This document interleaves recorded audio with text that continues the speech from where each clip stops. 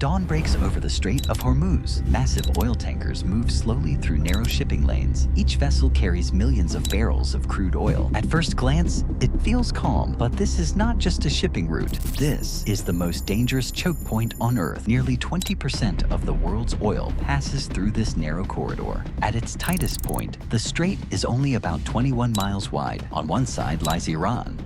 On the other, Oman. One mistake here, one spark, and the global economy could feel it within hours. This isn't just geography, it's leverage. Every day, tankers from Saudi Arabia, UAE, Kuwait, Iraq, and Qatar funnel through this single artery. Energy flows east to Asia, west to Europe, and stabilizes markets worldwide. If Hormuz closes, oil prices surge instantly. Stock markets react within minutes. Fuel shortages begin within days. This is not theory. It's a pressure point every major power understands. Iran has spent decades preparing for a scenario where it might need to control or disrupt this passage. Fast attack boats patrol the waters. Coastal missile batteries track movement across the Gulf. Naval mines can be deployed quickly to block shipping lanes. They don't need to defeat a superpower navy. They just need to disrupt the flow. Even a temporary shutdown would send shockwaves across the planet. Meanwhile, the United States Navy maintains a permanent presence nearby. Carrier strike groups, destroyers equipped with missile defense systems, surveillance aircraft monitoring every movement. Because if Hormuz falls, it's not just a regional crisis, it becomes a global emergency. Now the tension is rising again. The shadow conflict between Iran and Israel is no longer hidden.